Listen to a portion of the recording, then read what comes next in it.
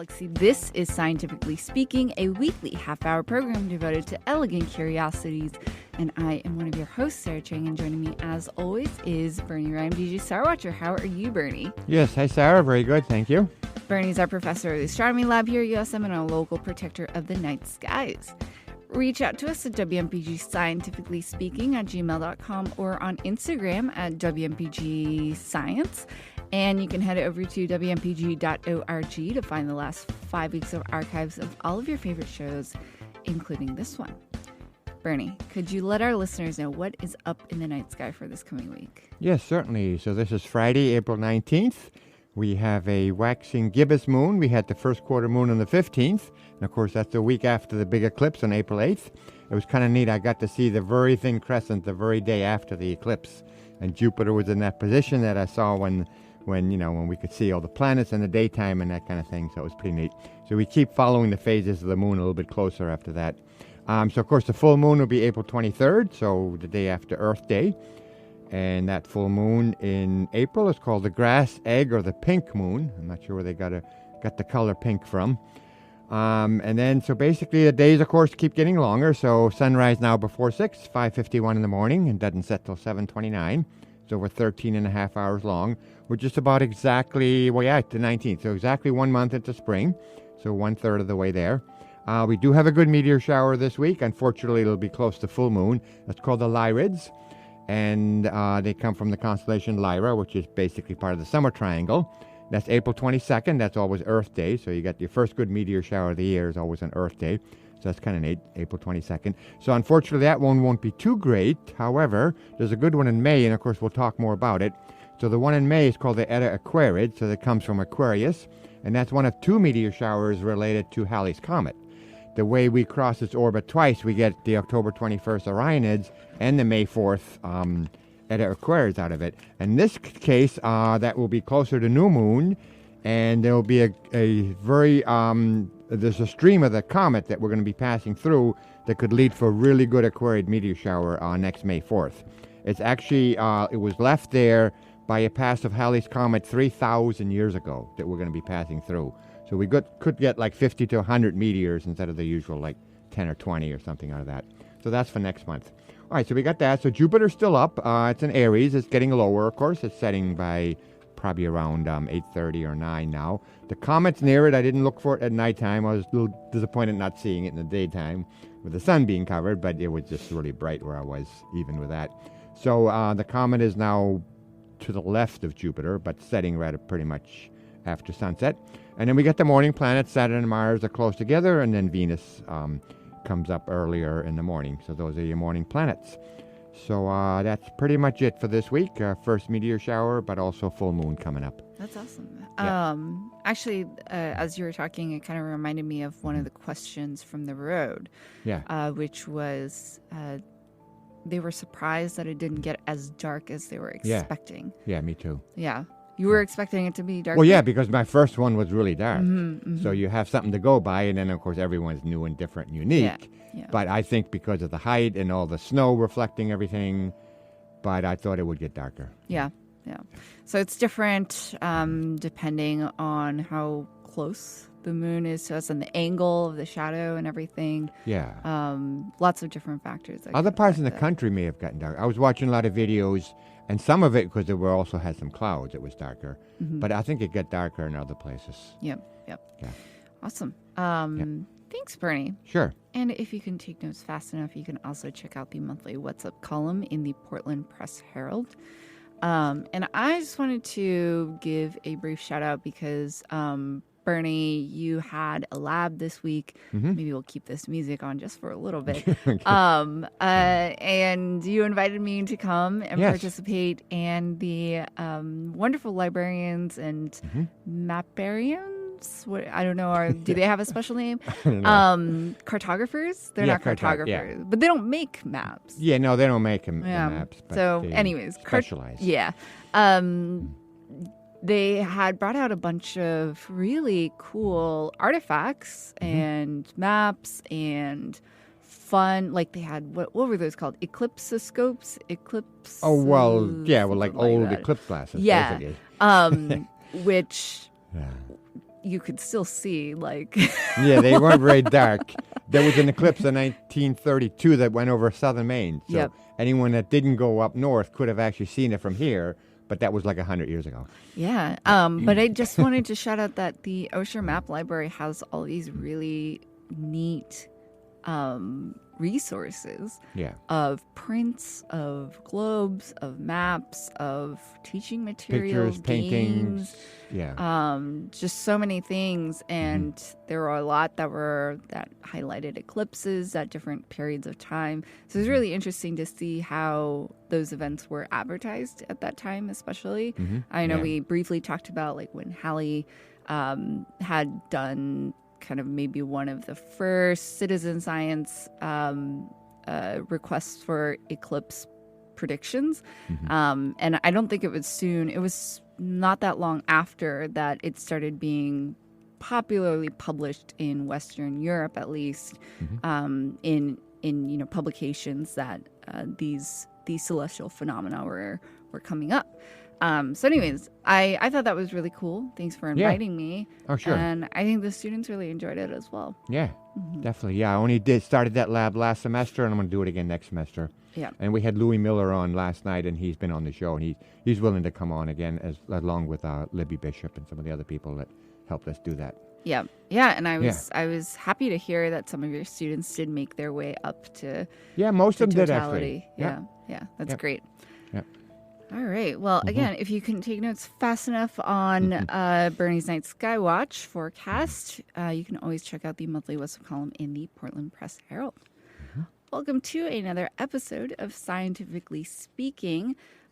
Today we are fully caffeinated, and I'll let you know why I'm telling you that, or you'll find out at some point during this show.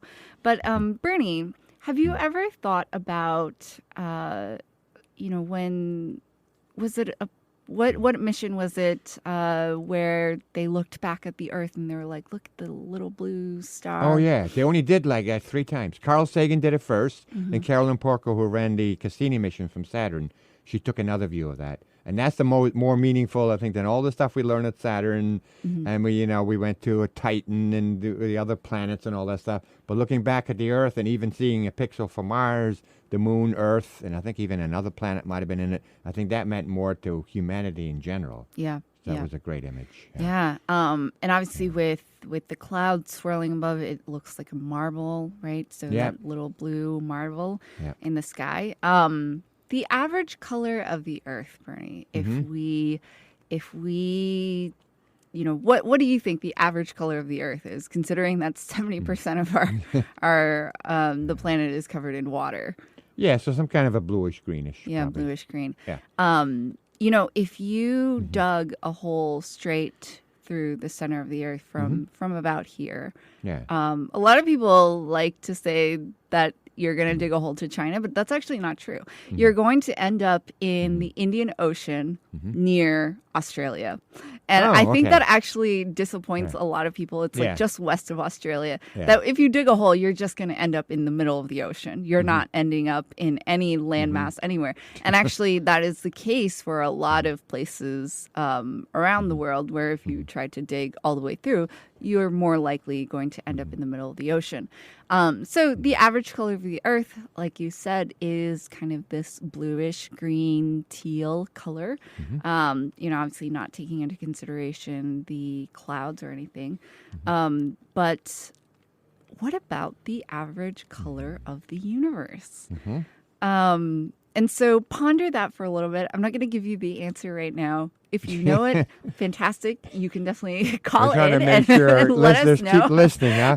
You don't want to just tell them the answer and then they can tune out the rest of the show. Yeah, and I forgot to mention that we are live today on, what day is today? April 19th. 207-780-4909. If you've got any questions regarding our topic today, or any questions in general, if you've still got eclipse questions, definitely call in.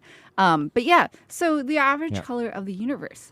Back in 2002, 2003, there were two astronomers. You know their names, Yep, Bernie? Carl Glazebrook and Ivan Baldry. They were British. They were both British. Yeah, Carl Glazebrook from Johns Hopkins University and Ivan Baldry from Liverpool John Moores University. And together with a whole bunch of other people, I don't think they initially sought out to try to understand the color of the universe. No, they were trying to do a sky survey using a big telescope in Australia. Yeah, they were actually doing some science. Real science, not Some color real science. science. And they published two related papers. One was using the Sloan Digital Sky Survey. And that paper was titled Sloan Digital Sky Survey, the Cosmic Spectrum and Star Formation History. So they really were looking at kind of the rate of star formation, trying to understand how stars form, all that stuff. So that was one paper. The other paper was 2DF Galaxy Redshift Survey, Constraints on Cosmic Star Formation History from the Cosmic Spectrum. So both quite similar, but they're basically using two different data sets. Do you know anything about these two sky surveys, Bernie? A little bit. I know they studied 200,000 galaxies for that second one in Australia. And sky surveys in general are really important. One of the first ones ever was the Palomar Sky Survey in 1956. National Geographic put up the money for that. And I do a whole lab on that every semester. Oh, nice. So it's really neat. We take 6 of those 2,000 prints. Yep. And we study them in detail. We measure the galaxies. We draw them. So my students get to use some art skills, and then they measure, and then they see how the universe evolves and the distances to other galaxy clusters. So survey is important because, I mean, obviously for scientific, they're going to discover comets and more galaxies and everything else, but they also discover asteroids that might hit the Earth. So it's important. It could actually save our lives to do these sky surveys, not just for science reasons. Yeah. No, I think that's a great point. And so essentially it is a set of data. Yeah. They're images, usually taken with a telescope and some camera, and then they might have some other instruments attached to them. But so the 2DF Galaxy Redshift Survey, I believe, was the first survey that they had used. Here's a bunch of random numbers, but it has a 2-degree diameter field of view with a total of 1,500 square degrees that it covers. And so for this one, I know you said the Sloan one had, 200,000? Yeah, 200,000. They studied 200,000 galaxies in this particular survey. Yeah. So the 2DF one was measured 382,000, looking at stars, quasars, galaxies, all that. In order to collect all that data, it took 272 nights of observation over 5 years. They used a 4-meter telescope with a 2DF instrument. So that's where that comes from.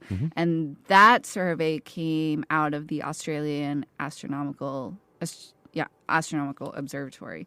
The Sloan Digital Sky Survey, again a data set, had a 2.5 meter wide angle optical telescope, and that was over at Apache Point Observatory in New Mexico. It has a CCD camera, and then a spectrograph as the instruments it uses to measure.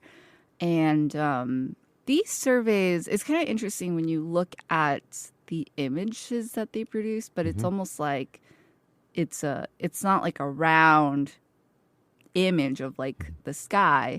It's like these two separate conical portions, so degrees of the sky that it covers. Well, the one I used, they printed them out in 5-degree chunks. Like we do a few from the constellation of Cygnus, and then we do a couple of some different galaxy clusters. Yeah, and that's just to get the resolution needed to get as much detail as possible. So then what they did with this information is, again, they were trying to determine kind of the cosmic optical spectrum of the universe, what exactly do we mean by spectrum? Well, all right. So there's a whole electromagnetic spectrum. So I do a whole lab on this too. So I always put the little thing we do, or something called spectra of gases. So we just look at 6 different gases. We have these neat tubes, and you get that characteristic fingerprint of the different patterns with those lines, which tell you where the electrons change the energy. But overall, that's part of the whole spectrum, which goes from gamma rays, the most powerful, like a trillionth of a meter, all the way up to radio waves, which can be the size of the whole Earth. And the visible part is a little tiny part in the middle from 400 to 700 nanometers, so obviously shorter than we can see. So you get the blue light on the left at the 400 nanometers and then the red light on the right at the 700 nanometers. So that's the only part of the spectrum that we can see visually. But the neat thing, and I would tell my students is too, that fraction is it's like a half a billionth. So you put a dime down in the middle of Kansas, and then the whole spectrum is from L.A., California, out to New York. Wow. And the dime is the only part we can see visually. Yep. So that's how small that is. So good thing we have telescopes and all the other wavelengths, gamma rays and, radio and everything, or we wouldn't really know very much about the universe if it's just based on what we can see with our eyes. Yeah. And so in order to determine like a specific color, like you mentioned, there's different wavelengths, but Well, color is related to the frequency and the wavelength. yep. And so if we are looking at specific elements, you can get a spectrum based on different Yeah, you get the elements. patterns of lines, say for hydrogen. We do hydrogen, helium, mercury, krypton, stuff like that. And then in your lab, don't you look at kind of the color of different elements and what they might burn at? Well, yeah, I mean, there's a tube, and then we break it up with a diffraction grating, which is a pretty neat thing that they came up with in the 1800s. It has like 15,000 lines per inch, and it breaks up that light, and then you can see the patterns, which is basically a quantum mechanical effect. There's no classical physics that can explain how these patterns form as the electron change their energy levels, which is a pretty neat thing, too. Yeah. It's way beyond just a prism that Isaac Newton. This is stuff Newton didn't know about. Yeah.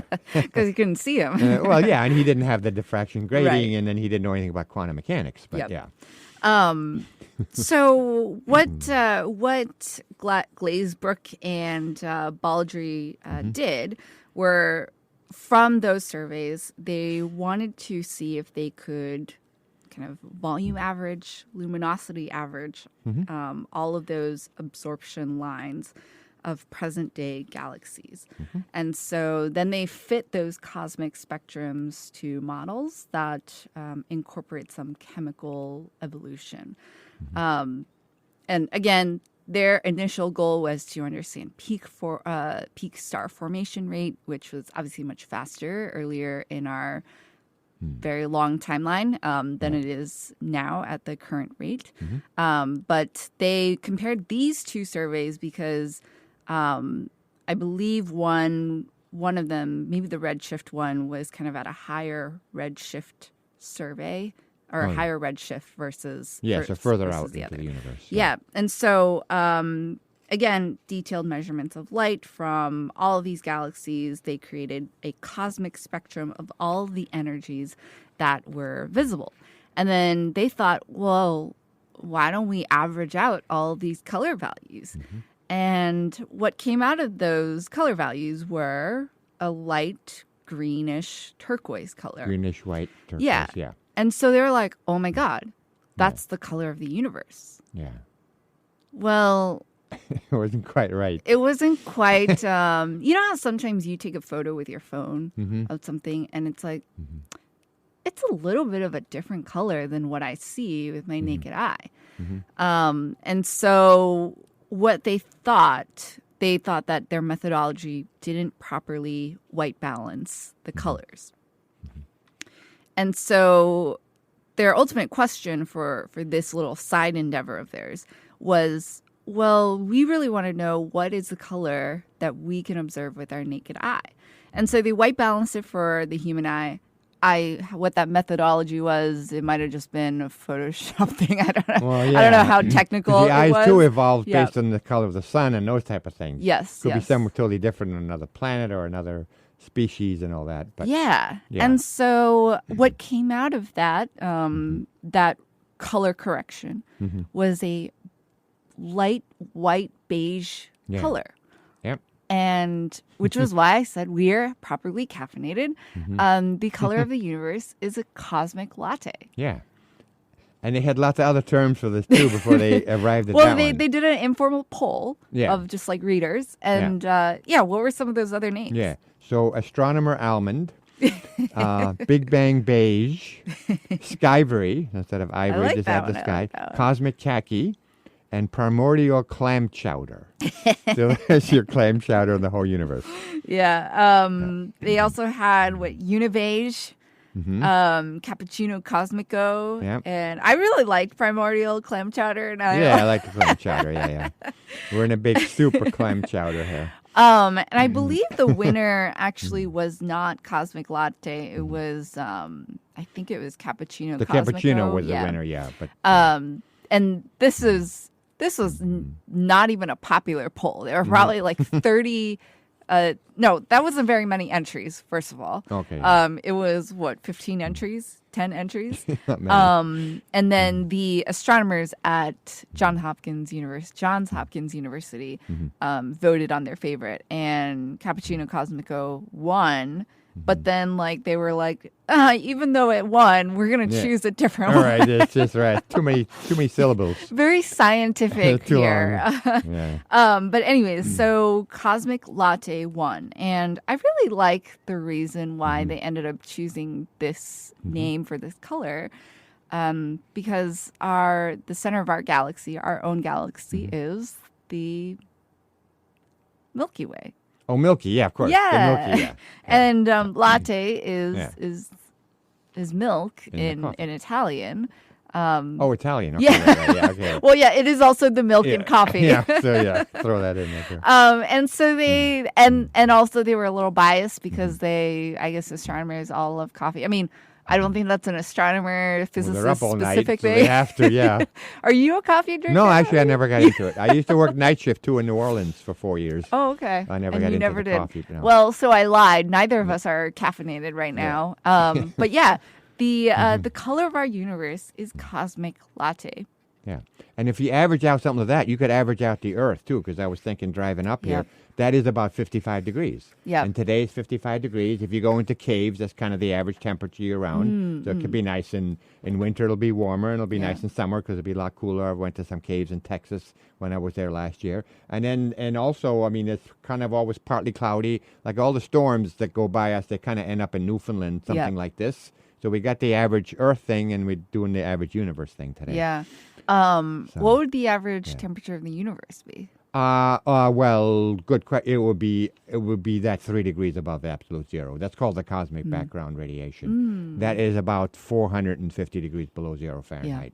Yeah. So it's pretty cold for the average temperature Yeah. of the universe. Yeah. Yeah. I mean, I thought it was interesting because, when they say what is the color of the universe, I don't actually know that if you included all the negative space, it would be this color. Well, yeah, But and as I if- said, the visible part of the spectrum is so tiny, it's a half a billionth. Yep. So if they include all the gamma rays from the stars, the high energy stuff, then everything puts out all the different wavelengths. And then the radio, it could be shifted way off the visible end somewhere.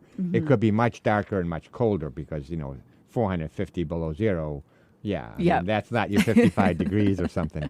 The Earth or anything with matter like a galaxy is the exception to have matter that densely packed. Most of the universe is almost a perfect vacuum and almost 0 degrees.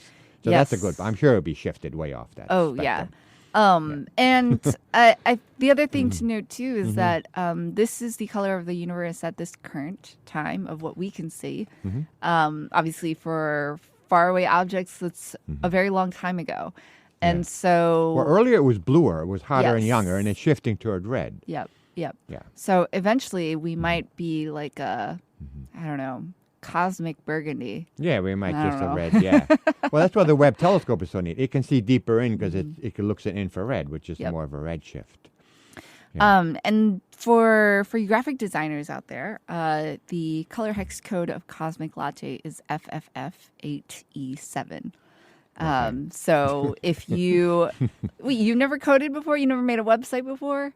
No, I have other okay. people do that. I have others do that. I have other people do that. Yeah. But anyways, that would be the color hex code for this color, and it is an official color, so you can get it. Get that color for your shirts, your posters, whatever Paint you your want. room in that color. It's actually quite a pleasant color. Yeah. It's very creamy and milky, Mm-hmm. and it's very cute. I learned about this not from 2002 when this came out. It probably didn't generate that much buzz, but I was at Mass MoCA, so Museum of Contemporary Art over in North Adams, and there was an exhibition called Cosmic Latte, and I was reading the description. I was like, why did I not know about this? Yeah, I didn't either until you mentioned it last week. Yeah. It was a great idea. And so, so essentially takeaways from today are spectra. We can utilize spectra to Well, it's how you really discover any elements anywhere in the universe or even on the Earth. Yeah. Exactly. Yeah. And you can take spectra of objects in the night sky, and you can use a lot of data to average all those spectra out to come up with a average color. And again, like we mentioned, it's just the average color for us as humans that we can observe. Yeah. There's obviously so much more to the iceberg than we are able to see. Yeah. Yeah. Yeah. Good. Cool. Right. Bernie, anything coming up in the near future as far as events? Well, yeah. I mean, actually, right now at the university, they have the Thinking Matters. So if you're around, I just stopped there a second before, and I may go after the show there. They present scientific posters on all kinds of different subjects. They do that every year this time of year, so I'd recommend that. We have our next astronomy meeting coming up first Friday in May, the 3rd or whatever. Yeah. That is. Are you guys doing more eclipse? Well, we have some speakers from UNH, I think, and we Okay. have for the next several months, so that'll be great. And then also there is a space day, and some people from our club. Exciting. That's usually held at a junior high school somewhere in Brunswick Brunswick area. So I think they're in Topsom or something. And I'm sure there'll be a lot of eclipse presentations, and we get to meet people from the Air Force and so on that are there. And there's a speaker, usually an astronaut or somebody. Yep. So that's coming up. I think also that first Friday in May. Yeah. Speaking of astronauts, we also may be learning about who some new astronauts are probably in the near future because I didn't mention this last time, but NASA had open applications for astronauts for the International Space Station, and I was looking through all of the requirements. Yeah, you want to for apply? application. Well, it ended on Tuesday. I did not qualify. Oh, that's too bad. But for those of you who are working towards your degrees or working towards anything of value, you need a master's degree in a STEM field. So doctor, like an MD counts, and you also need some sub-specialized experience, so either like pilot training or medical training or other. And so again, I work with a lot of care physicians, and so I was telling all of my docs to you go want them apply. to apply. Yeah, there you go. Good. Anyways, thank you guys so much for tuning in. You have been listening to WMPG 90.9 and radio from the University of Southern Maine. And with that, we will see you next week. And stay tuned for Democracy Now! From 12 to 1.